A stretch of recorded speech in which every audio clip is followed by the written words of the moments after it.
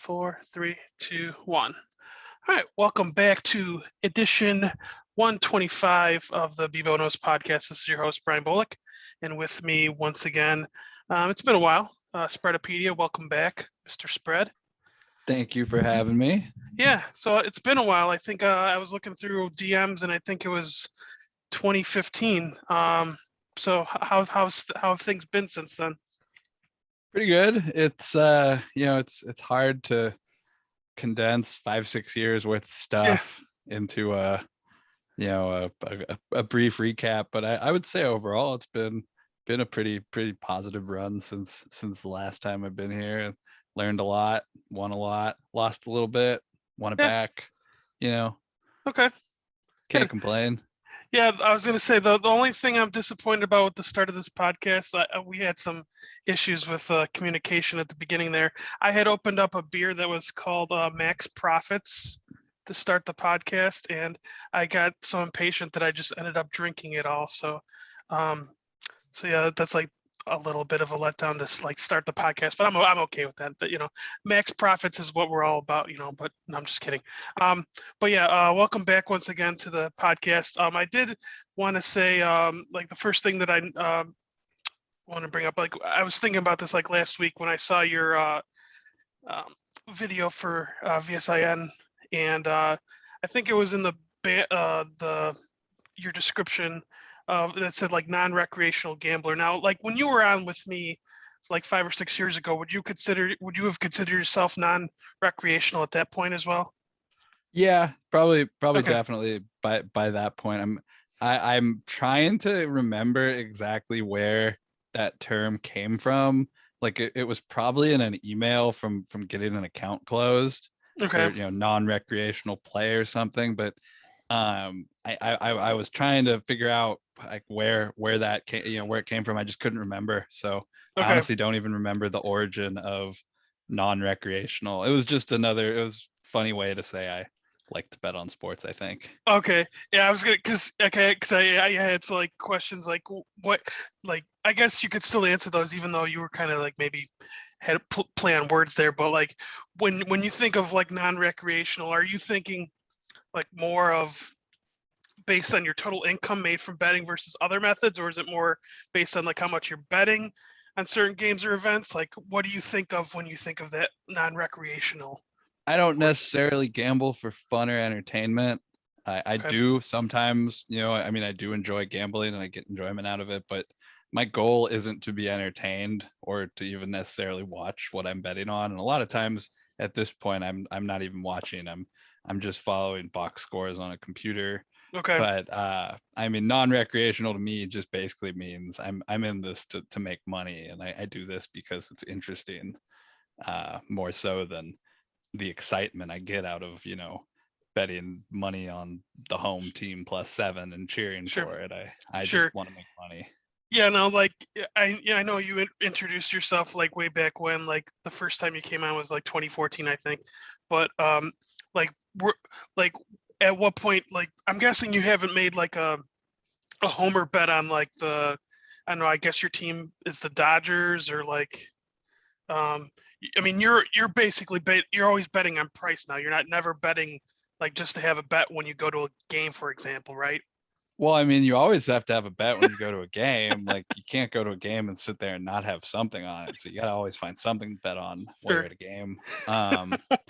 But no, I have an account specifically that I could just bet small limits on whatever I want, because sometimes you do want to, you want to go and bet some horses or bet, yesterday I was betting Olympic qualifiers for soccer and like, I don't know shit about Olympic qualifiers. Like, I like probably like 1 or 2% of my overall, betting is soccer focused, but I didn't have anything to do. So I bet a couple soccer games and, like as long as you're not doing that with tons of money, you can't get hurt too much. But, I'll still make homer bets on stuff. Like I'll still live bet stupid stuff just to do it. But I try to do it for way less money. So, it's not going to hurt me. Yeah, no, I know that Tony Book had high school lines for a period of time. So like that would be something that you wouldn't really like know a lot about, that you would probably just be that might be like showing some of your like degen side a little bit, right? No, I mean that stuff at the time when I was able to play on Tony Book, RIP And that's Tony. 5 dimes, by the way, for those. Yeah, when Yeah. I was able to play on 5 dimes, and I had an account at 5 dimes for like 10, probably close to 15 years. I loved that site. Um, when I was able to play there, the college stuff, or sorry, the high school stuff, I mean, all you had to do is really Google it Okay. and like, figure out what team is better. And then it's, it was just kind of that kind of stuff. You bet like $200 on it or 500 Yeah. bucks if you're lucky. You're So not like you're not breaking the bank with that, even if you have an edge. no, it was fun though. And I mean, at the Yeah. time I was like still in my mid 20s, and you could like tease them, and just you could do all sorts of fun stuff Teasing with high school games, with damn. your, with the 5 dimes account. So it was a fun way to make $500 every now and then. That's it was cool. I had fun doing it. Okay. All right. So the topic that I kind of wanted to, I think I have the most questions on is related to MLB and the playoffs. So I think a lot of people who've followed you recently, especially this year, have seen you like tweeting a lot about the futures markets, and I think I've seen you tweet a lot. I think at least from what I've seen, a lot about the like the player markets, like Rookie of the Year and things like that. So is that like a new um, thing for you? Like, I mean, I'm sure you've bet on those in the past, but it seems like you're more heavily involved in the futures markets than you used to be. Is that an accurate statement? Yeah, I mean, I like to talk about it more. I talk about it a lot on VSiN, like weekly. I'm usually on at least once or twice a week Yeah. talking about futures that I'm betting, and I write about it. Like I've been doing a weekly column for VSiN for probably like almost 3 years now, where Okay. I track futures betting that I like on a weekly basis, and it a lot of it has to do with the legal sort of the post PAPSA markets that opened up around the country. You now have, DraftKings, FanDuel, Circa, Westgate. Trying to think, BetMGM is another one that has futures. But you could easily get 5, 6 sets of different numbers any given week, and kind of fish through them and find good stuff. So it wasn't particularly like that before with a lot of the offshores. The offshores don't price stuff, every day. They don't offer, $500, $1,000 limits, or even higher some cases, but you get good money down. And mostly it's fun to talk about on Twitter and on the radio, and to discuss with people, because the way I see it is kind of like if you ever play craps, you're at a craps table in Vegas. The craps table is always more fun when you have like a huge crowd of people betting and winning, as opposed to like you just sitting there and betting by yourself.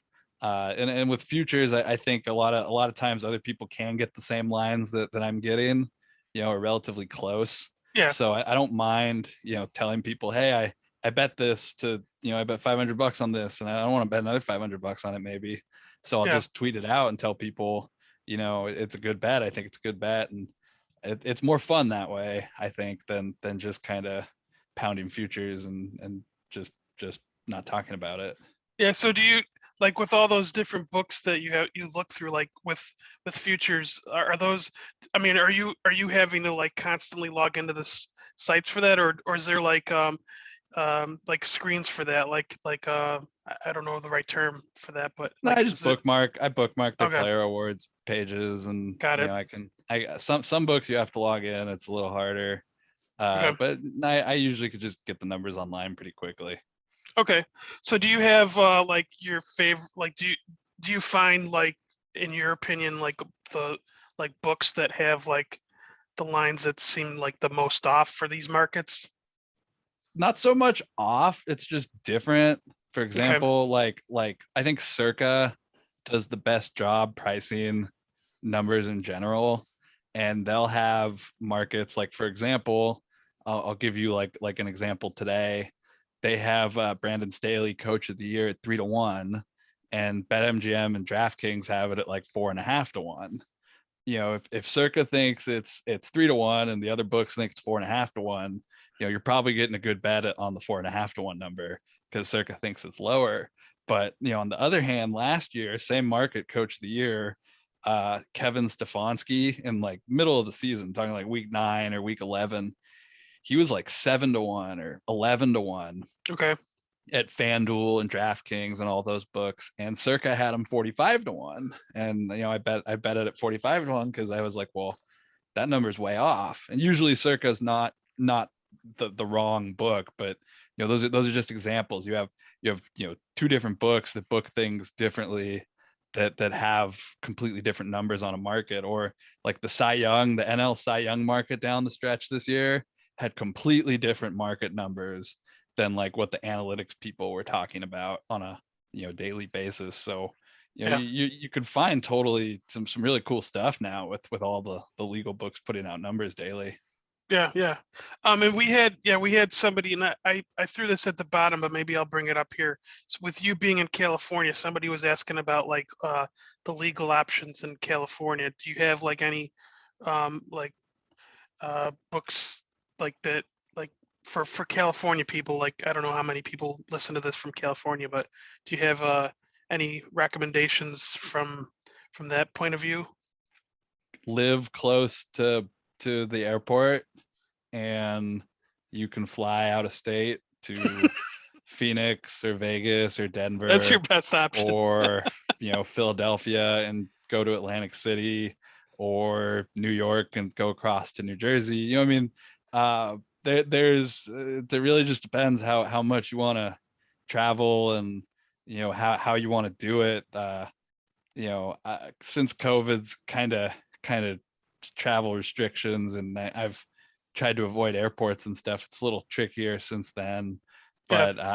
But there are no legal options in California, unfortunately. So you're looking out of state. You got to go out of state. And I do live enough to close enough to Burbank Airport that when necessary, I can fly to Vegas via there's this jet suite thing that takes you via the private terminals both way. It's like $250 if you're lucky. Okay. You get a last minute ticket. But I could be in Vegas from LA in like 90 minutes max if Okay. necessary. And that's it's a little harder, Phoenix, Denver, whatever, but you can get wherever you got to go like pretty quick. Okay. So yeah. So basically, your option is either I mean, I guess you could just find your own Vinny, but Well, Vinnies are good. I got yeah. no problem with them. It's Yeah. just there's so few, especially for futures. There's I have some good ones, but they're few and far between that'll let you bet, will let you stay on for multiple seasons or a full season at Yeah. least. Yeah. Give you credit. And at this point, I've run through so many accounts that I don't even look for new Vinnies anymore. It's not worth your time. Nah, I mean, yes and no. It's always worth your time if that's just what you want to do, then it's worth your time. But me, I've learned through the last several years of experience that dealing with Vinnies on a weekly basis is not my not what I want to spend my time doing. Sure, makes sense. You got to balance. You got to think about those things in life.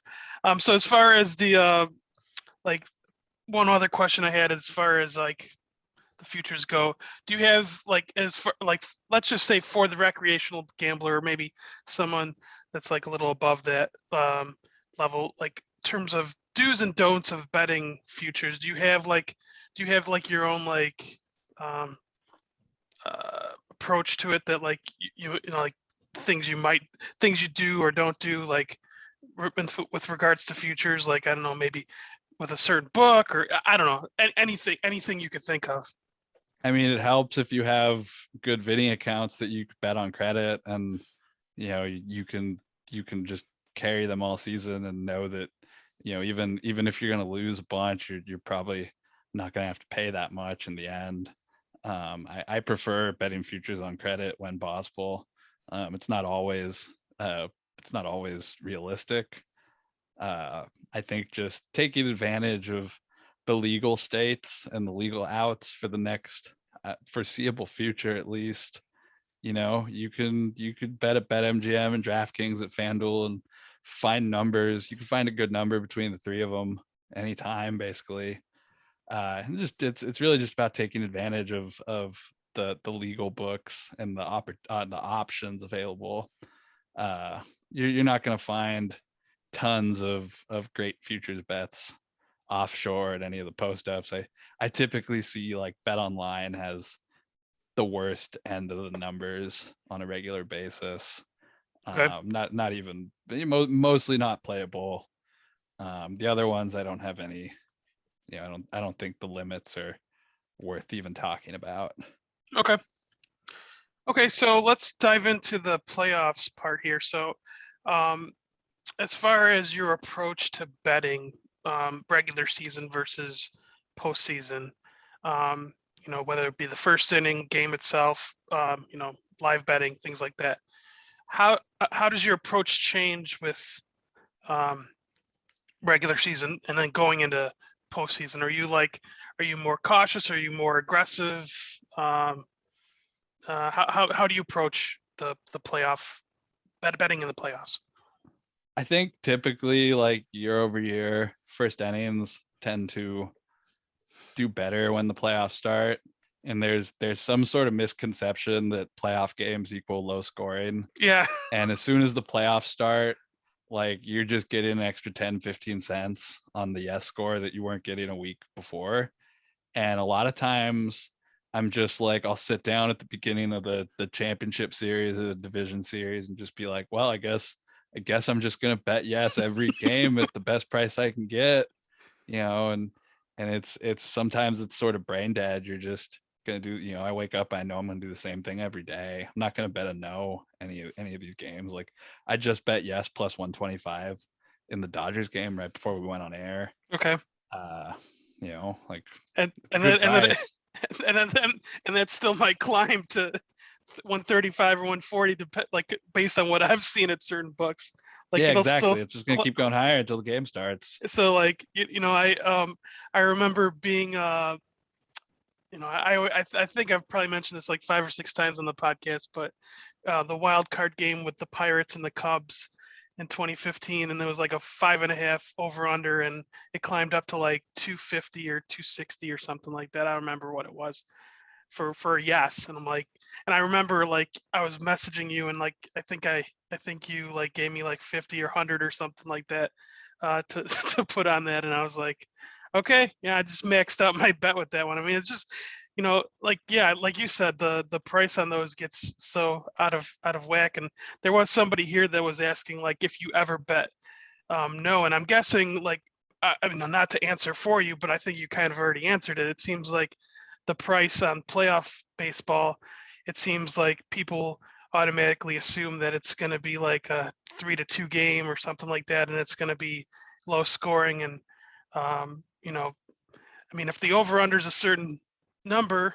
and the price doesn't match up, like, I don't think you'll ever be betting no on playoff baseball. It seems like.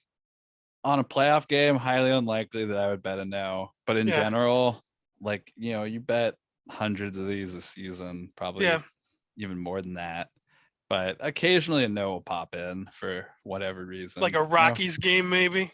Oh, Rockies. Yeah, Rockies no's are a little different. But yeah, Yeah. I do bet some of those. I'm trying to think like other than maybe just seeing a price way off on a no. Yeah. There's really very rarely, I'd say like less than 10% of my entire first inning volume are no bets. Yeah. I would Probably even less than 5%. Yeah, no, that makes sense, especially with the over unders where they are, and the yes no price. Like the yes is, like you said, always jacked up. And I think you might have suggested to somebody on your Twitter about like waiting on those usually, because like they always seem For the climb. playoffs, you just wait till as long as you can till the game starts, till they pull the props. Yeah. Typically they're just going to keep going up, and Yeah. people are going to dump into the no more than the yes. Yeah. So do you find any like outside of first innings, do you find yourself betting any differently on like live during the playoffs? Because like you're obviously dealing with like different manager approaches to like the bullpen and things like that. So do you find yourself betting any more or less like on like live bets? I try to stay away from live betting as much as possible because it's just from experience. I've found that I'm probably going to end up losing more money with live than I am winning. Although there are certain things that I do like to look at with live betting. They do a lot. There's like live player props now, which are kind of cool. Oh yeah, I think you advocated one like the last regular season game or something, or with Vlad Jr. hitting a home run or something like that. I don't know. I don't know if that was a real bet or if you were just like Oh no, saying, I was down the stretch.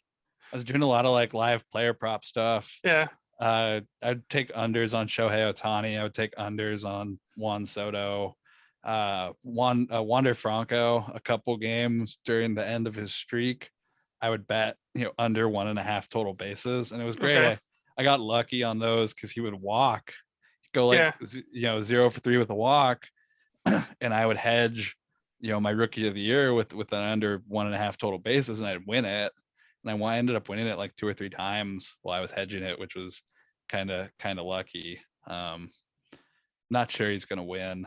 I'm holding out hope, but I'm worried he's going to end up second, and then the writers are all going to be like a week later, like, oh, if I can go back and vote again, he would be my pick, and I'm going to be like, well, thanks for nothing. But so like with that, are you like do you follow a lot of people who have votes on those things and you try to get like a sense of who they're going to vote for?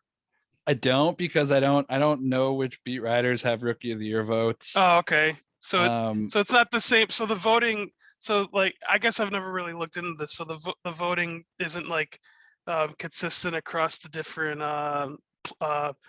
awards. Like it's not the no, same. it's different. So the voting's done by the Associated Press and the Baseball Writers Association of America, BBWAA. Um, they kind of rotate, as far as I understand. Like Okay.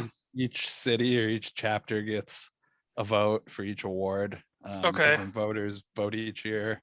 So I don't know which writers have rookie of the year votes. you Okay. know I don't even know how to track it down. I do see some people talking about their votes.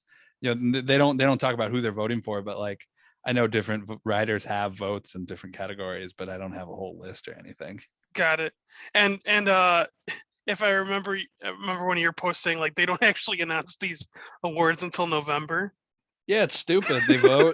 They vote the day after the season ends, and they could tally them up. They could tell us all the answers right now. I can go cash those tickets or not. I'm sitting on it. The reason it annoys me is specifically related to the Shohei Ohtani stuff. Like, we know he's going to win MVP. It's just Yeah. a question of how many votes he gets, if he's unanimous or not. Yeah.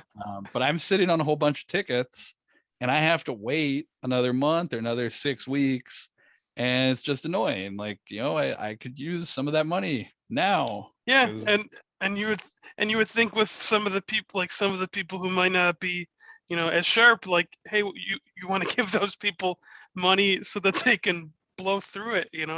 yeah, don't Uh, you want to give me my money so I can bet it on yeah. football in the middle of the football Yeah. season? Like, I mean, I don't know. But okay, so so like the next topic here, like I'm not sure what your feelings are about the playoff setup, because some people don't like the idea of the like one game for the wild card. Is there anything you would do differently with the playoff setup, like in terms of the number of teams or games in each yeah, I hate it. I series? hate the whole system. If I was the commissioner of baseball, there would be no interleague play.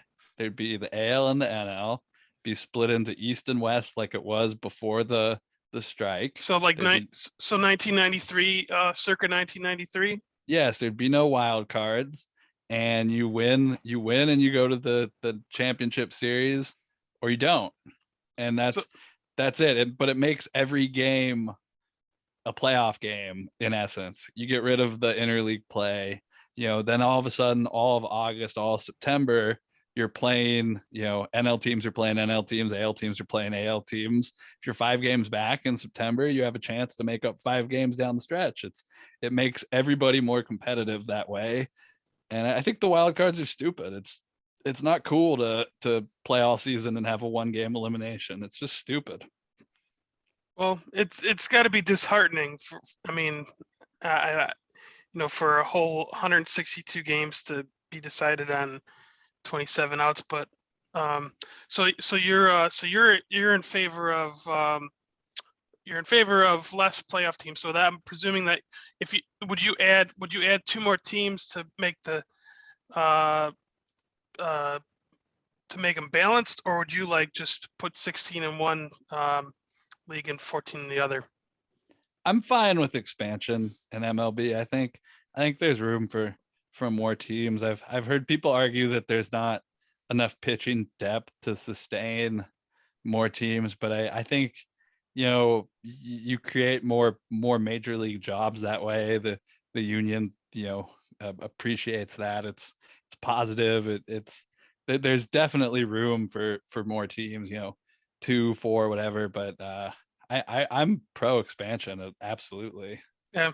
So like, I know what you're saying, but like, I don't think a league has ever like willingly removed playoff spots. So it's like anytime it'll never happen. Yeah. No, it like anytime any league ever expands like the number of playoff participants, they look at that as like a plus, like, oh, there's going to be more markets in the playoffs and TV contracts. There's Yeah. also this whole thing with baseball that wild cards kind of help keep salaries down, in the sense that they create more randomness, because you get a 1-game playoff. It doesn't matter if you won your division, you won 100 games, or anything can happen in a 1-game playoff. Yeah.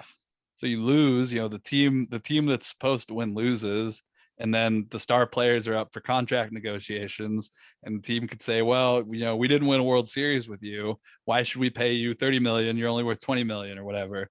And I think it's slightly more complex than that, but I think wild cards are pro ownership. It's a pro ownership sort of deal where it helps keep salaries down by creating less superstars, if that makes sense. And you could also, and on the other hand, you can also sell the fact, hey, we made the playoffs, like, to your fan base. Yeah, and then again, So ownership likes, why do you have to go out and win 95 games or 100 games or be the Dodgers and compete with the Dodgers when you could spend, a third of the money, win 85 games and compete for a wild card spot and still get similar revenue. I think there's a lot of issues like that in play with teams not necessarily being as competitive as they could be for financial reasons. Sure. Okay, so the last topic here with the MLB was like, I was looking to see, do you have any live futures bets in play still? I have some series bets. Like I have the Red Sox to beat the Astros in the ALCS. Okay. I have some Dodgers futures. Before the season, I bet the Dodgers to win the pennant. I thought I was gonna get the best price on it and that they would just run away with it, which never happened. I bet the Mets and I bet the Yankees. So I'm holding Mets and Yankees losing tickets, and I have some Dodgers that'll kind of cut into that a little tiny bit. Okay. But no, I didn't really bet very many playoff futures before the season or during the season. Now, if the Dodgers are able to advance tonight, are there any plans to go to any LCS or potentially World Series games if they make it that far? Yeah, probably. It's probably the championship series more likely than the World Series. I've already been to the World Series. Okay. I'm not dying to go to another World Series game. I'm saving my money for Super Bowl tickets, which hopefully won't cost an arm and a leg. But given the opportunity to attend the Super Bowl in LA or the World Series, I'll take the Super Bowl. Sure. Now, what World Series did you go to? I know they've been to a few. Astros. I don't remember which game, but I went to one of the Astros games, Dodger Stadium. Okay. Okay. So let's move on to the NFL. And I think the last time that we spoke, you actually had your own site that was called Spreadapedia, which I think that's where you got your Twitter handle from. I don't remember I don't remember the whole how you got that name, but like you had your own site at that point that featured the NFL spreads and totals, histories and trends.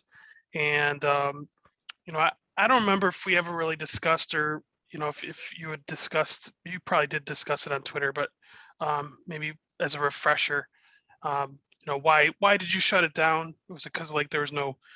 Is it because you realized there was no value in the data, or was there other reasons behind that? Or Uh, I I mean, it just sort of died a semi-natural death. Running a website's hard and yeah, it costs money and time, and just those the business of running a subscription based sports betting website sort of thing is not where my interest is at, or was at, still not. I had a partner, he was going to business school. He kind of was, I think he was relatively over it at that point. okay, um, which is unfortunate. I really think we probably got out about a year too soon for PAPSA repeal, and would have been worth more money. Someone would have bought it. Action Network rolled up a bunch of similar products recently after, although it never would have, worked out or been a part of that. yeah, But no, it just kind of, it just ended up dying, which is unfortunate because occasionally now, like, I do actually want to look up some random trends. Like, I wanted to look up how the Broncos played at home early in the season because I know it's a huge, like, they have a huge advantage playing at home early in the season. Or like, I wanted to see this week, uh, the Cardinals are 5-0 and they're underdogs. I wanted to see how often teams that are at least 5-0 are underdogs, and it would have been cool to look it up, but like, I'm just like, it got me what I wanted. It got me where I wanted to go. It's unfortunate that it didn't work out and didn't get to the levels it could have, but like, I don't lose sleep over it. Like, it was a part of my life that basically I'm glad it's over. okay. So it wasn't like you like um thought that there was like no value in it. It was just like you just didn't feel like putting the time and energy into it. I mean, how much money could I reasonably expect to make selling a subscription based product like that? At the Yeah, time, there was no thought that PAPSA would get repealed and sure. DraftKings would become a sports book, and that sports books would be, publicly traded companies on the New York Stock Exchange. So I just didn't really see the bigger picture, and I had better stuff to do. Steven had better stuff to do. He's killing it and everything he's doing in his life. So like, it didn't work out, and that sucks. But that's sort of what happens is, for every success there's thousands of business people that failed, and you just try to take positive lessons and things you learned from it and apply it to whatever you're doing next. And like I said, it got me where I wanted to go, and I met all the people I ever wanted to meet in the gambling world because of it. So Yeah. like, I don't look at it negatively. I just don't look back on it at all at this Okay. point. Okay. You know, Fair enough. Fair enough. Okay. So as far as like the current NFL season goes and the futures market site, um, I was curious as far as like how you handle um, like NFL futures versus MLB futures. Do you have any more or less money invested in NFL futures? I feel like you talk so much about MLB that my guess would be you have more in MLB, but maybe I'm wrong. I have slightly less in NFL only because during the beginning of the NFL season, I'm still focused on MLB. So I'm not like piling money into stuff Sure. before the season. The thing I like about NFL futures, and one of the reasons I got into the futures in general, is that I wanted to write stuff for VSiN, and it's hard to create good gambling content. It's easy to write and just produce crappy content, but to actually produce something that's interesting and that people can read about and follow and bet is much harder. So I had pitched them an idea for futures of NFL futures where I just picked stuff I was betting on a weekly basis and wrote about it. And NFL futures tend to be more widely available, at least, and higher limits than everything else. So it was just my attempt in the beginning to create some content that people could follow along with, and it was stuff I was actually betting. It's always stuff I'm actually betting. But what I like about the NFL stuff is you get fluctuations within the season. Like Patrick Mahomes, for example, was 20-1 this week for MVP. He's usually like 5-1, 6-1, 7-1. So you could get some nice numbers. I didn't bet Mahomes this week. I bet Lamar Jackson last week at 25-1. Okay. But like I get to talk about stuff like that. I get to share that stuff with people, and they can go out and bet Lamar 25-1, and then he has a huge game and he gets cut to 12-1, and everyone's excited. I got a nice ticket. They got nice tickets. It's better than just sitting around doing nothing or not talking about stuff, because especially like if I'm not talking about it, if I'm not doing it, somebody else is gonna fill that void, and they're probably not as smart as me. They're probably not as interesting as me. Like, and they probably like I like to help people win. It's just fun. Like I said, it's more entertaining when you could share gambling wins with people than brag about how much money you made by yourself. Sure. Now I'm guessing when you do these articles, you're probably careful to mention like, hey, if bet it at this price or better, or bet this line or better, like, because obviously like just blanket saying like, hey, bet Lamar Jackson MVP, like doesn't like make much sense to somebody who's got a shitty book and Lamar Yeah. Jackson's like 8-1 or something for some stupid reason, like when I write about stuff, I write like, Lamar Jackson's 25-1 at DraftKings, FanDuel, Circa, whatever. That's, I'll tell you where I bet it at what number. And then I usually say, don't bet it lower than, if 25-1, don't bet it lower than 20-1 or whatever I think the cutoff is. Obviously, people are still going to do it no matter what you tell them. That's you just got to get over that at some point. Like, you're going to tell people not to do something, they're still going to do it in anything, not just gambling. But no, I try to guide people as much as I can to the best bets. Because I mean, if your goal is to like try to help people out, I would think at the very least that would be like a disclaimer like that you would throw on like those bets that you're making. So okay, so as far as the current markets, you were mentioning Mahomes, and you mentioned that you bet on like Jackson.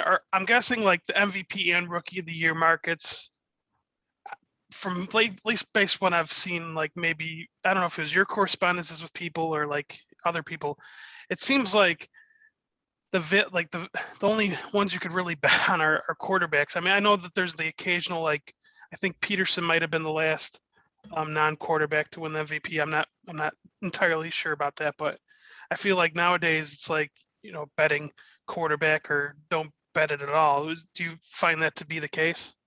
Yeah, pretty much. You had Seth Byrne on a couple weeks ago, and I asked him, one of the questions was who's his non-MVP, non-quarterback MVP candidate, because I was gearing up that week to write an article about Aaron Donald, betting him at 125-1 or something for MVP, just in the long shot that maybe a non-quarterback wins. And so I asked Seth, I wanted to hear what he thought, and he just basically was like, yeah, it's a quarterback award. No one's going to win it that's not a quarterback, and nor should they.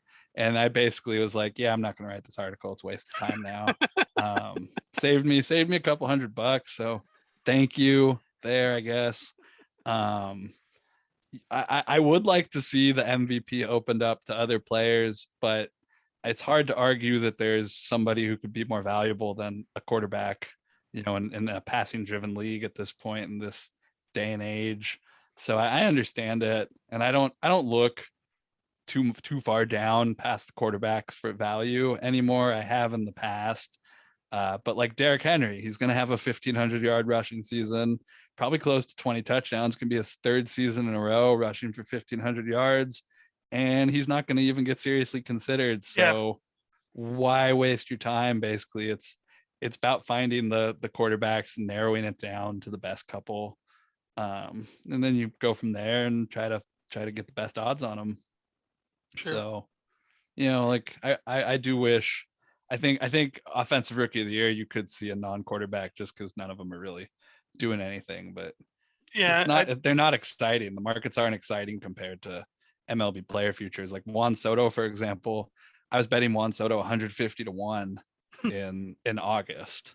Okay. So, it's So there's a little nice sweat, even though I I don't I, what are the yeah what were the last markets on Soto? he closed like 2 to 1. Okay. He was the second favorite behind Harper. And I Okay. mean, that's the thing. You bet something at 100 to 1 or 150 to 1. I bet both of those numbers on Yeah. Soto. You bet something at 100 to 1 and it closes 2 to 1 and it still might lose. Like, I don't feel bad about it. Like, No. if every bet you make 150 to 1 closes 2 to 1, you're going to end up with a handful of winners, and those will always outpace the losers. So, Sure. like Sure. you're doing the right thing. Sure. What do you recall, like the nicest uh like big spread like that, like triple digit odds that you ever hit, like on a future? I mean, I know it was 200 on Jordan Alvarez, 200 to 1 when he won rookie of the year. Okay. Trying to think. I mean, I haven't won, I have like not necessarily over 100 to 1, but I had some, like, just recently I had some alternate totals, Okay. like under 20 points on some Jackson State football games. Okay. It was like 80 to 1, 50 to 1, and they won twice actually. Okay. Two of their games stayed under 20 points, which is incredibly hard to do even once, to stay under 20 points in a football game, but twice. Nice. So I mean, I think 50 to 1s hit a lot more often than people think. It's just a question of how they hit or where they hit. Trying to think, other than those touchdown bets, I had some couple other big bets recently, but I don't remember. Oh, so this actually ties into like the next thing I had on the NFL part here. So I was looking through um our the times that we've like communicated recently on Twitter. Like basically just put Spreadapedia and Brian Bullock in a tweet deck column just to see like what our last tweets were. And I forgot that you had bet exact matchup props on Bills Oh yeah, versus Bucks and Chiefs versus Bucks. that was a big one. And Yeah. that was a big one. That the Chiefs versus Bucks, you said you had it 100 to 1. So so like are you and I think you weren't I don't know if you ever hedged that bet. Like are you a big hedger in general? Not, I'll hedge like some risk if Okay. necessary. I do believe so I had Tampa, I had the Bucks to win the NFC as Okay. well as the exact Super Bowl matchups. So I did a little hedging in the championship game. Like, I would take Green Bay plus money or plus a couple points Okay. every now and then, just because I was worried. I wasn't really sure the Bucks win, but I think it became clear pretty quick in that first game. The Bucks was the early game on that Sunday, that they were going to win. I could be wrong, but I don't Yeah, remember well, sweating that game much. the half ended with the touchdown pass to Scotty Miller. Like Yeah, it was over. I mean, it wasn't um over, but the Bucks, I don't remember sweating that game very much. I yeah. do, and then I recall the Bills Chiefs was the second game, Yeah. and I did have, like, it was like 20 or 40,000 bucks or so. It was a lot of wiggle room to hedge, Okay. and I didn't. I might have gotten like $1,000 off on the Chiefs or something. Okay. The book I was using for that bet was actually really accommodating with allowing me to hedge it if I wanted. But I just didn't. I was like kind of confident that the Bills would put up a better fight. I also at that point was already in for a pretty large payday either way, so Okay. I was just like, fine, let it ride. I did have a couple people smarter than me telling me, like, hey, you're an idiot.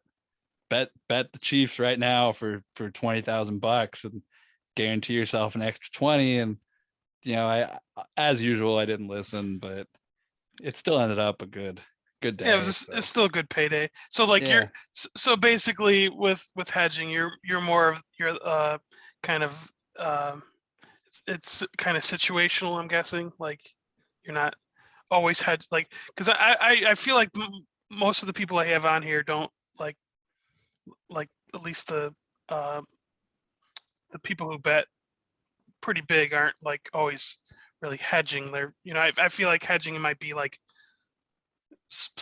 like the small potatoes betters. I don't know if that's right. I know that's not the right term, but like it I don't just feel really like depends what type of options you're getting on your hedge. Like sometimes you get a spot, like you might have a golf bet that's you could take the guy in second place or something down the stretch at huge odds and just kind of give yourself peace of mind that you're going to walk away with a bunch of money. Or you could just not hedge at all and go down with the ship. I've probably gone down with the ship more often than I have hedged, but yeah there's always going to be arguments to make for both sides of yeah that. yeah I had the chance to hedge Indians 25-1 against the Cubs, but I didn't. I just wanted to let it ride. But yeah, obviously that it didn't work out. But whatever. I'm not no sweat.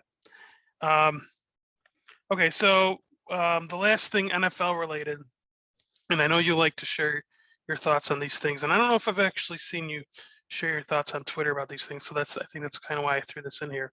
So not necessarily want to focus on the Gruden part, but with all the Gruden emails with Gruden getting canned, what do you think what do you think NFL's hiding that we haven't seen? Like, because I feel like they've revealed the Gruden stuff, which got him canned, but like you got to think that there's got to be some incriminating stuff on these owners that they're probably trying to hide as best they can. Definitely. I mean, the NFL, the stuff we don't know about is always going to be crazier than what they let leak. And obviously the leaks are somewhat strategic to deflect away from bigger, crazier stuff. There's practically nothing that would surprise me to find in an owner's email the way they talk behind closed doors. Like Yeah, I mean, that's just the way of the world and the way it is. Like I'd be shocked if these guys weren't saying crazy inappropriate things on their email, which is why like I said on Twitter, like I don't use email. I mean like I have an email that gets spam to and I get like links to the Zoom and stuff, but like I don't have conversations with people and write paragraphs over email. And oh I mean I like I always say, Hillary Clinton ruined email for everybody. Like all we hear about, and any famous person, we just hear about their emails constantly, and who wants to live like that? So don't don't use email. Don't put stuff in emails, and you can not go to sleep at night worrying about something you said 10 years ago popping up, like, because it's stupid. yeah, there's no way there's not like dirt on some of these owners that could like force them to sell their franchise, but Absolutely. they they look out for their own. So like if anyone's expecting like the NFL to actually like release any of these Well, there's also uh, this huge thing with the Rams going to trial in St. Louis about the move out of St. Louis back to LA, and there's this whole discovery thing going on, and a bunch of owners were recently just held in contempt of court hmm, because they didn't produce the emails and produce the documents that the St. Louis side of the lawsuit requested and subpoenaed or whatever. oh because Um, because they broke the lease of their yeah, stadium, right? there's a whole legal battle going Yeah. on. Some of the sports business people, like McCann, whatever his name is from sports law, they cover it in pretty good detail on Twitter whenever there's new filings. But the NFL is going to extreme lengths to get this trial moved or thrown out. I wouldn't be surprised if we see an 11th hour settlement right before this trial starts, because they Yeah, they don't. absolutely do not want to turn over what they have. No. Probably even Yeah. less so after this last couple weeks. Oh yeah. Okay, so we have we ended up getting a boatload of questions towards the end here. So So yeah, this is the last part here. So we're gonna go through here. Um, I had Professor Shine. I was talking to him through DM, and he was asking me about books that you use and still respect both offshore and Vegas. Vegas, Circa's always pretty fair. I think almost always they've if I've requested something, they've been pretty reasonable about posting it.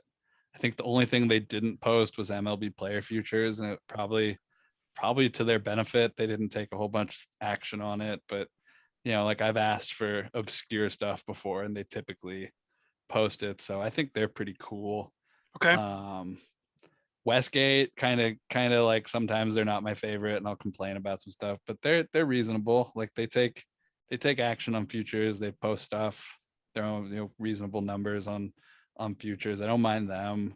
The offshores are kind of few and far between for me at this point in terms of playing there and having respect for them.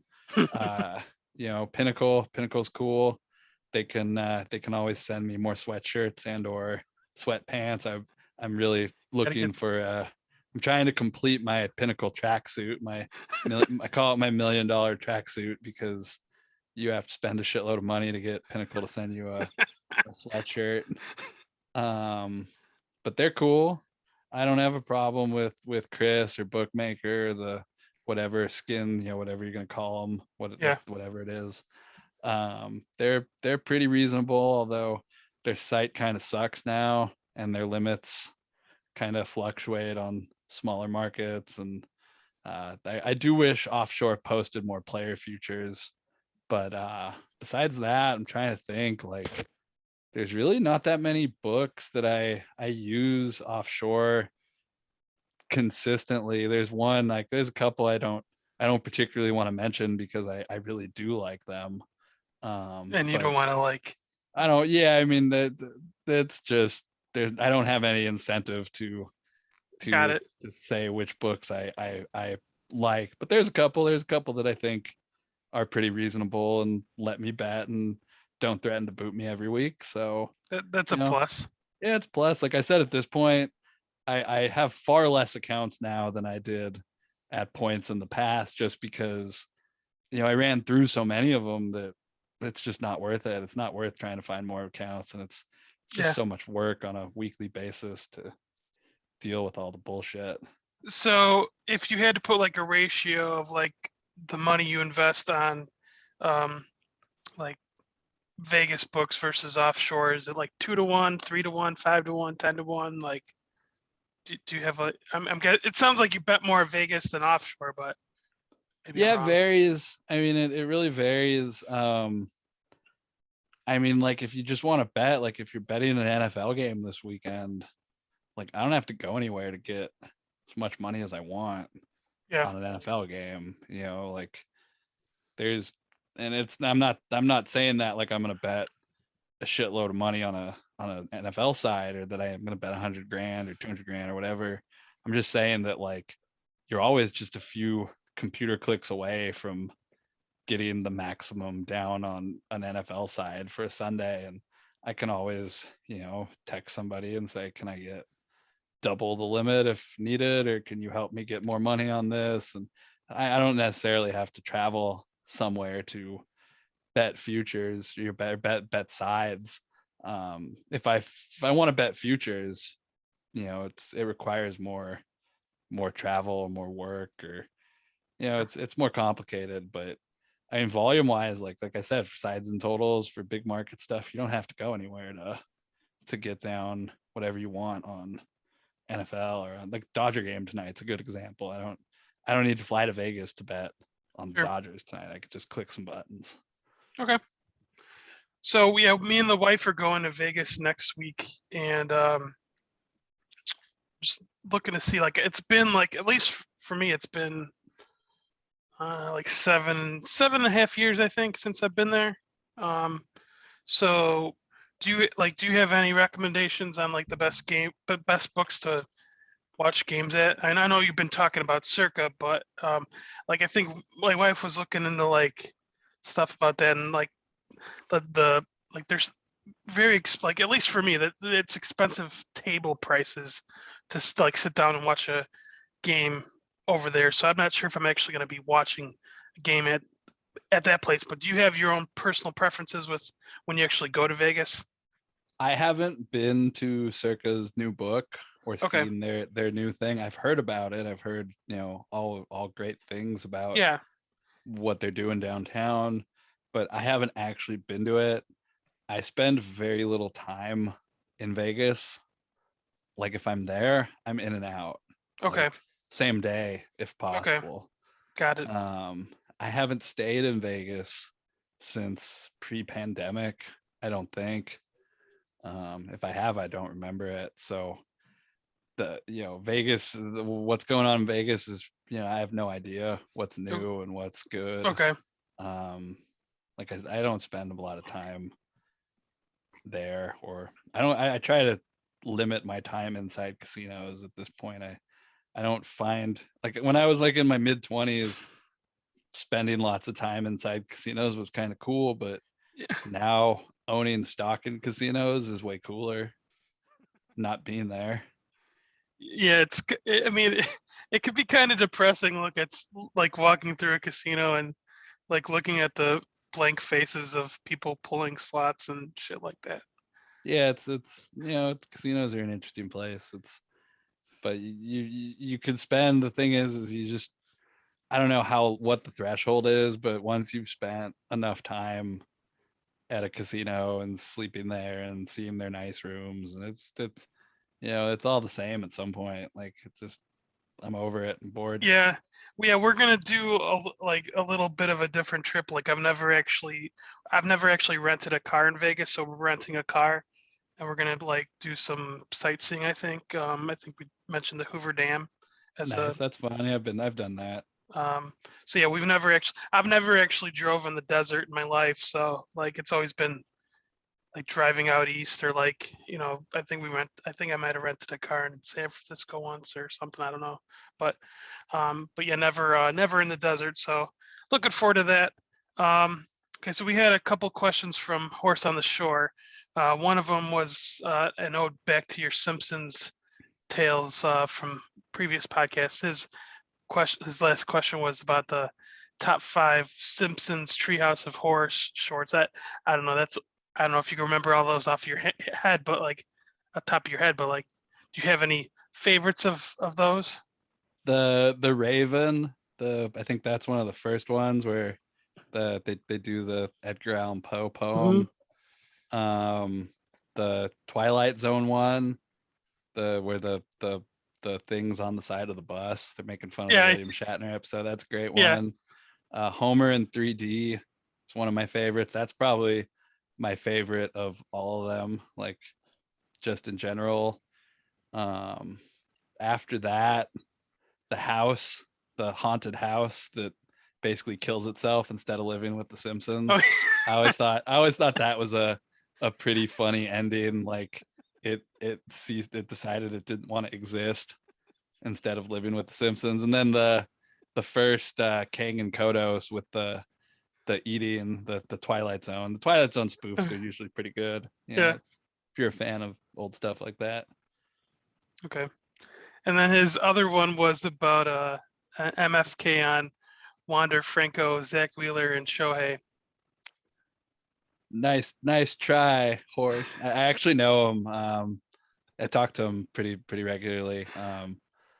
But I'd probably go with Shohei Ohtani for the Mary part, because all the stories I've heard about him, like he like picks up litter and stuff. He seems like a pretty nice guy, and if I was married to him, we'd get into all the cool parties and shit, because I'd always be with Shohei Ohtani.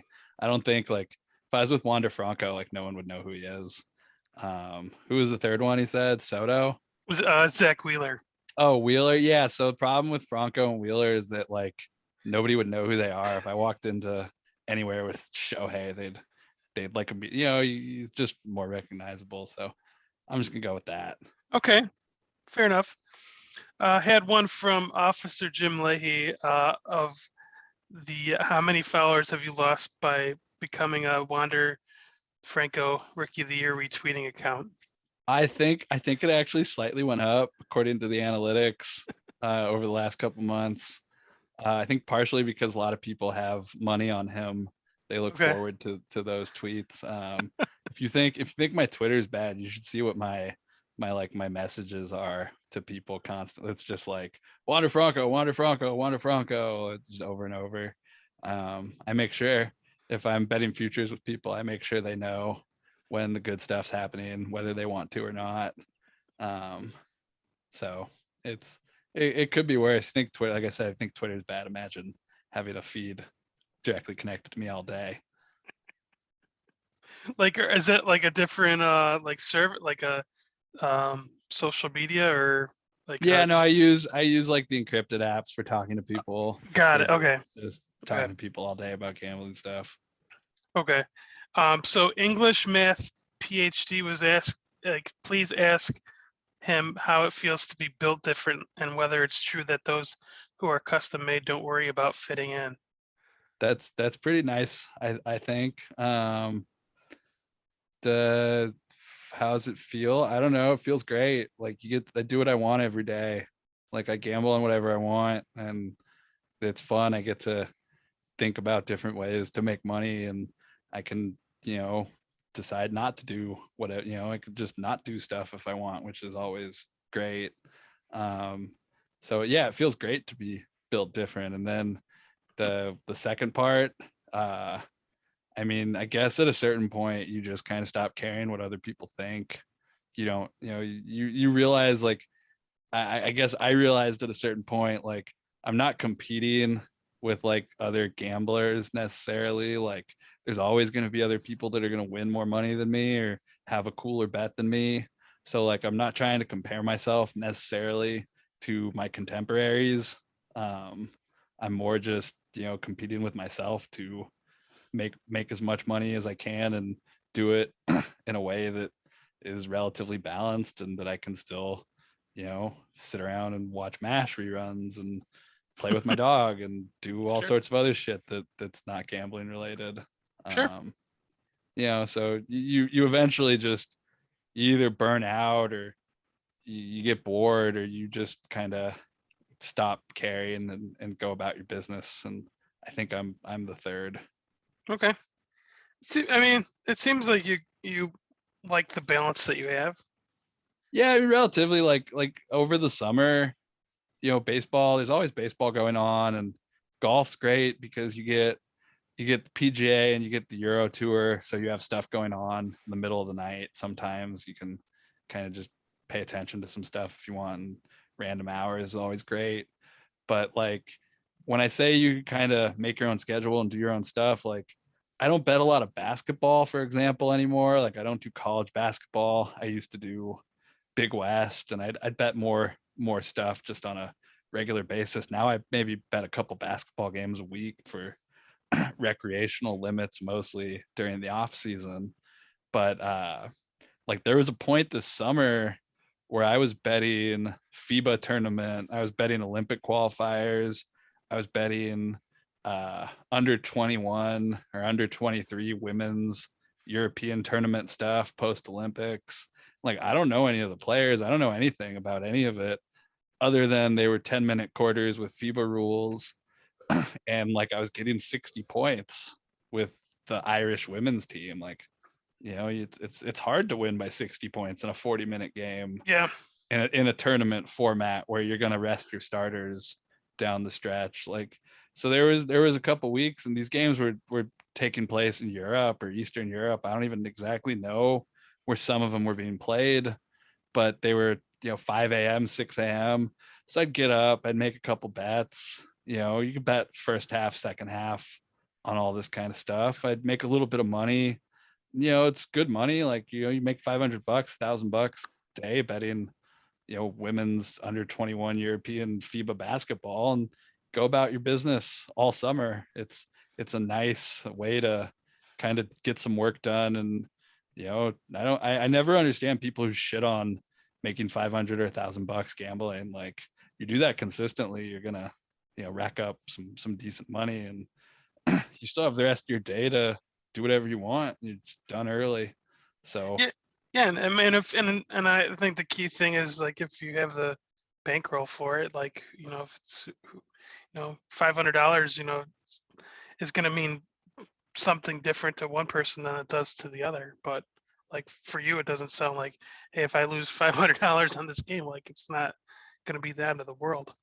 No, I mean, it's when you get in trouble when you could get really, you can get in trouble over betting Sure, stuff that you don't sure, have an edge on, or that like there's a lot of stuff I'll try to be smart with NBA stuff. Like maybe I'll end up watching an NBA game, I'll make a bet on it, but I'm not a good NBA better. I'm traditionally I don't make a lot of money outside of NBA futures, so I know that there's no reason to live bet an NBA game 3 or 4 times, and get over involved in something, and all yeah, of a sudden you're down 2-3 thousand bucks in a game you were originally planning on betting $250 on, and true, it could burn your week. It can, do it 2 or 3 times and you dig yourself a hole that even your good bets aren't going to get you out of.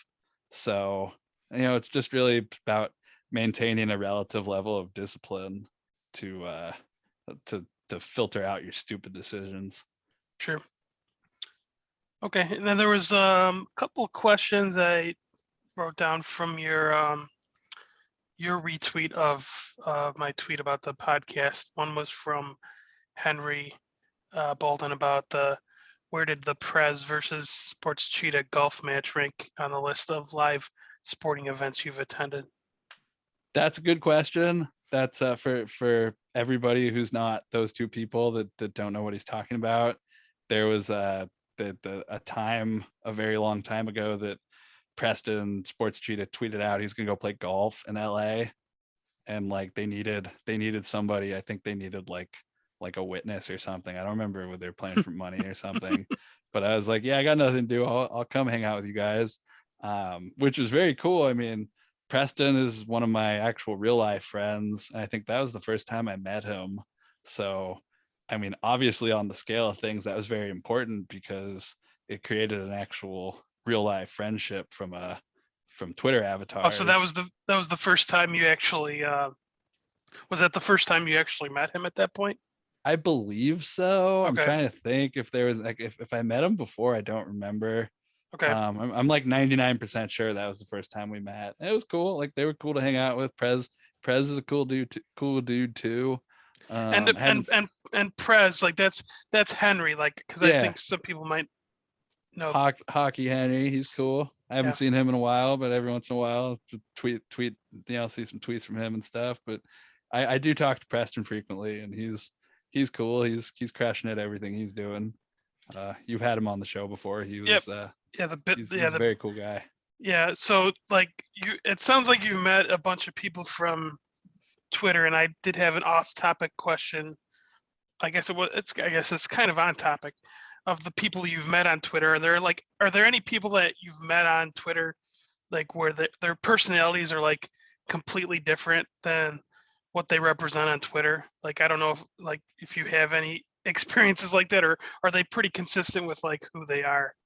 I'm trying to think, uh, like trying to briefly think. Like the Seville people I've met are mostly civil and normal people off the internet. Did you ever meet Lou?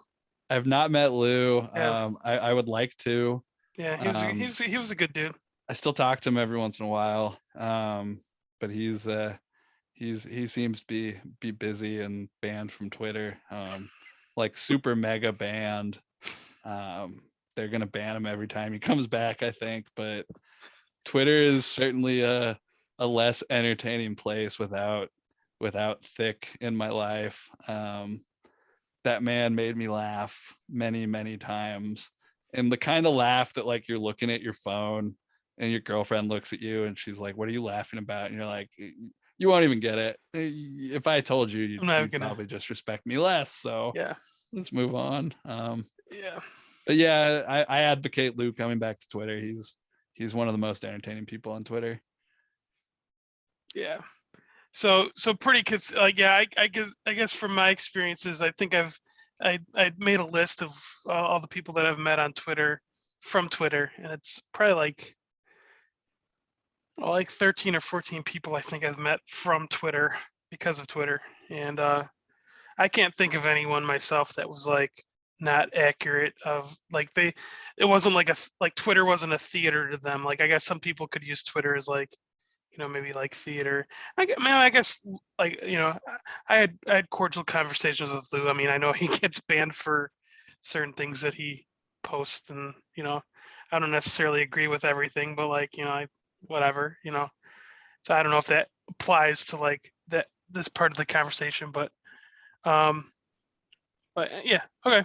So let's see. So the next one from your list here was from Shoeless Pat 13 or P Columbia at P Columbia 23. He was looking at your bookcase in the last video, and I see you're in the same area here. So he was looking for other book recs, and I don't know if that was like intended to be like on the like a podcast question or whatever. But do you have like other book recs? Because actually, I'm going to be looking for a book to like read on the plane, because I normally don't read unless I don't read books unless I'm like flying somewhere. So do you like have Yeah, any good I book mean, recs? as you see behind me, I have a pretty nice Yeah, library. It actually goes yeah. on. There's a whole nother bookcase next to it that's filled with books. It was I just recently had a librarian come and organize everything by the Oh, Dewey Decimal System. wow, So wow. because I have a lot of books, and Well, I did. Yeah, it's I just didn't. hard to pull stuff out when you don't know where it is, and I couldn't organize it myself. I tried. I gave up after like 5 minutes. Okay. But really, so book recommendations, it's like I'm like looking behind me real quick. Sorry, I don't know if you can hear me. Oh, that's okay. Yeah, I could hear. Yeah.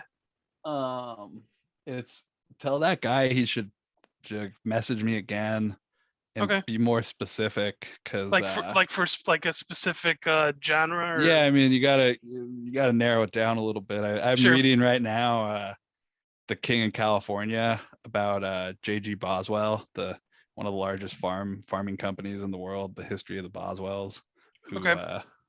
own one of the largest farms in Central California. That's pretty interesting. Trying to think what else I'm kind of So working my way I guess through. to be selfish on my end, yeah, I normally like to read sports biographies. Like that's kind of like my thing when I do read a book. Like the last book I read was about the Black Sox scandal. So like you have Charlie, are you familiar with Charlie Pierce? that name doesn't ring a bell, but He's I don't want to describe him. I was going to describe him as a guy who wrote for Grantland, but okay, that's kind of insulting to a guy who's had such a long and illustrious career as him. okay, Although I do think some of his more recent stuff, his political stuff, he's kind of come a little hackish in my opinion. But his collection of a lot of his early stuff from GQ and Esquire and the whatever the sports daily he wrote for in the early 90s. I already forget what it's called. He has some really good stories. It's called The Sports Guy, his book. okay, Some really good stuff. He has a story about Peyton Manning being recruited to college, and Deion Sanders was one of them. Magic Johnson. He has a whole story. It was actually interesting. I was reading about it before, but I saw random people on Twitter this week talking about how like Kyrie Williams can't play because he's not vaccinated, but the NBA would let Magic Johnson play while he was HIV positive, which is an absolutely stupid take. But it was really interesting because I was reading Charlie Pierce's piece on Magic Johnson post his HIV announcement, and it was just really interesting stuff. And Charlie Pierce also happens to be an amazing writer. Like, regardless of me thinking that he might be a hack, you can't deny that, he's an incredibly talented writer. So I do enjoy reading his stuff because it's just so much better than your average sports journalism. okay. But yeah, I mean, like, there's lots of books behind me. They're all pretty good. I've read just about every one of them. There's that one, trying to think, you can see it, the blue book I'm kind of pointing to, Savage Spirit, the Unicorn. That was written by a local author to me. He lives in the east side of LA. His goes by Delicious Tacos. He writes fiction, but it's Okay. some of my favorite stuff. I don't know if everyone else is gonna like it, but I do enjoy it. Okay. Okay.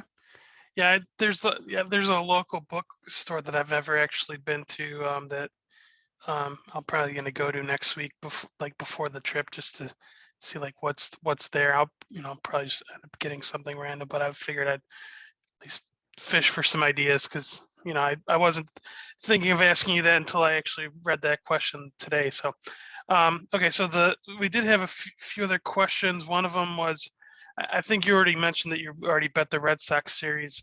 It was Shundir Boogie was asking about Astros Red Sox series with McCullers injury. So I think you said you bet the Red Sox. Was that before or after the injury?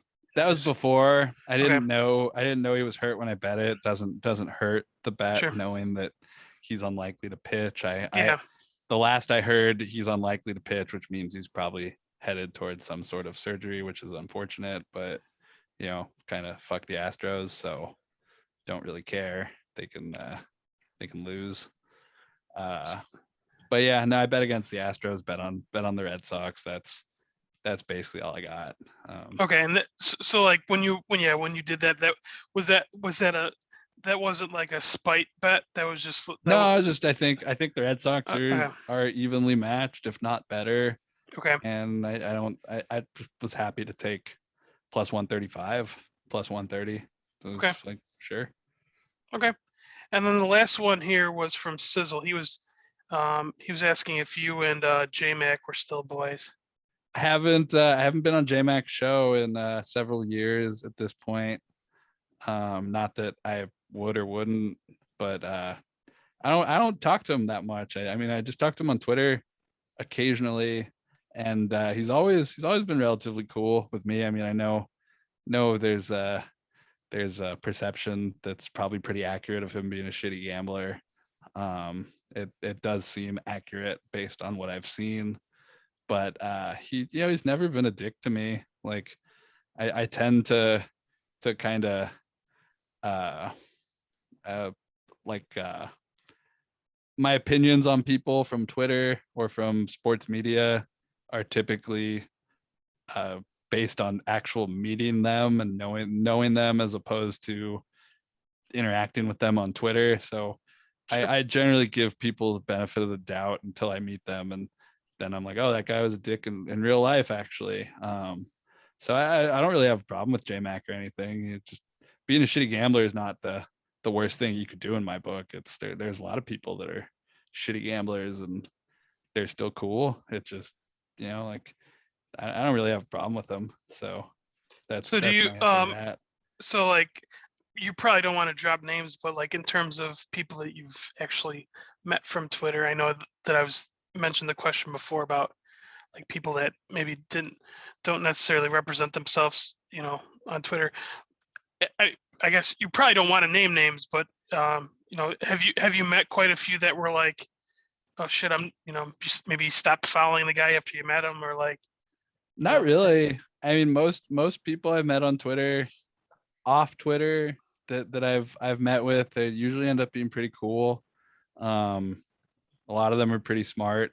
I knew they were smart before I met them, but I tend to gravitate towards the smarter people that are doing interesting things. And like not really. I'm trying to think if like anything kind of went sour after I met somebody, but not particularly. I mean, there's like some people I've met before that I don't necessarily keep in touch with as close as other people, but yeah, a lot of people I met end up being good friends outside of gambling.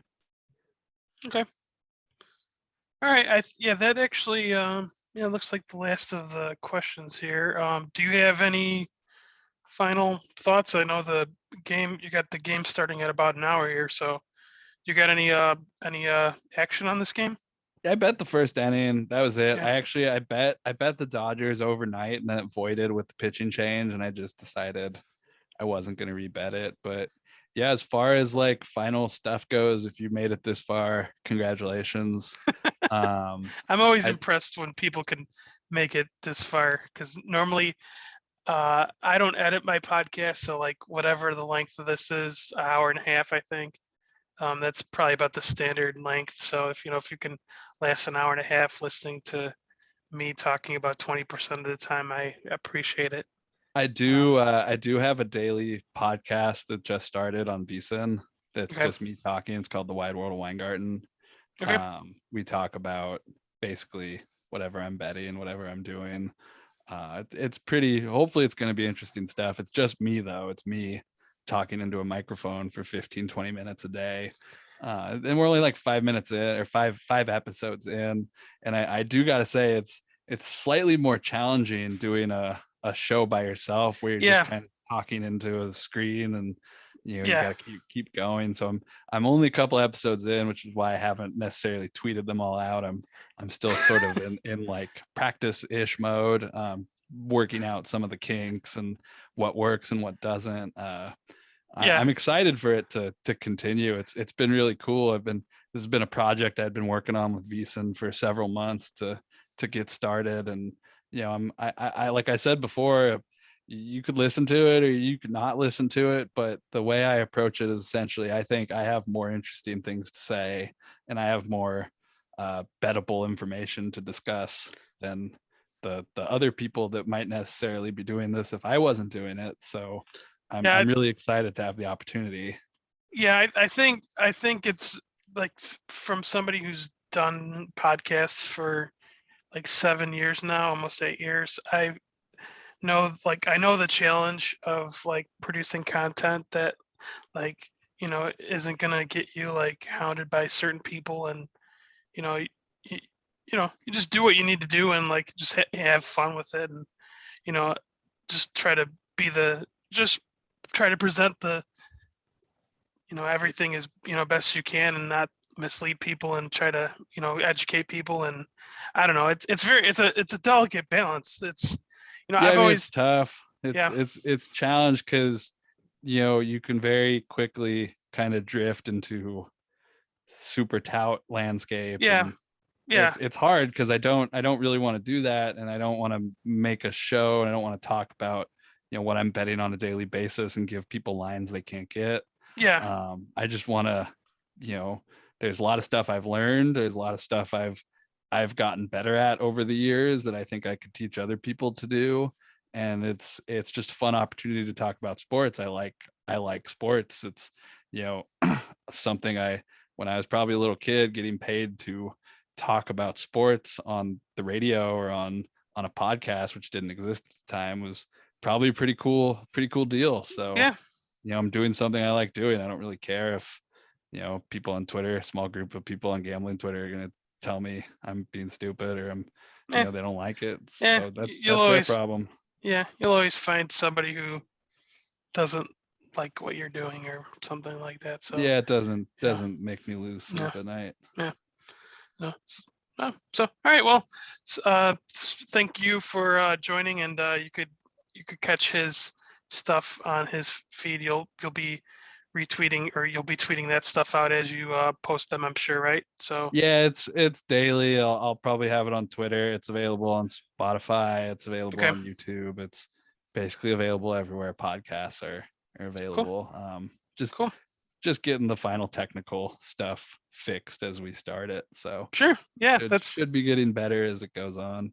good. Yeah, you're already like many steps ahead of me in terms of technical. If you're talking about having a technical um looking into the technical side of things, like you've heard my train podcast, so like I've obviously never invested That's any. that's what the Bebo Knows podcast is known for, is the train sounds. Yeah, There should be train sounds edited into this I podcast still I for still don't know longtime how many, like viewers. I still don't know how like I had like even like 100 people listening to this, but I do appreciate it. And yeah, so give his pod a listen, and hopefully I mean, find some value in I'm it. honored to be here for I think the third time. As Yeah, far as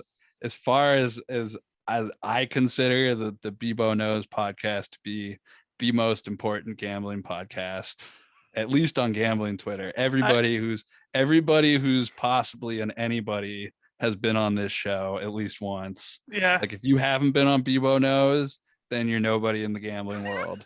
Like that's Th- that's th- just the truth. that's Like that's that's an honor for somebody who's never made more than like a $500 bet. That's the a the wall the honor. wall of guests, that the people who've been on this show, like it's like a PhD of knowledge in the Yeah, gambling world. I know when I started this, I had zero expectation of ever like getting to this point. So I do appreciate the respect that I've gotten from quite a bit of people. So now I'm done tooting my own horn, but I do appreciate the. I would Um, call it the preeminent podcast of gambling Twitter. Thank you, I appreciate it. So anything else before we cut out? No, that's basically it. Okay. You want to follow my futures, you can, hear me on VSiN every couple days. Follow me on Twitter. I talk about what I'm betting pretty frequently. And like I said, it's more fun when if you think of gambling Twitter as a craps table where everyone's, betting and making money, and we're taking money from the house, not necessarily each other. It's more fun when you could win with your friends, and your friends get to make money when you're making money, as opposed to, telling somebody you hit a big bet and didn't tell them about it. It's, like it's just more fun that way. So I just hope more people keep that in mind. Okay.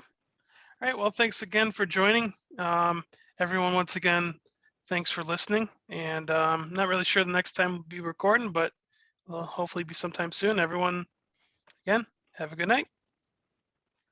All right. Thanks, man.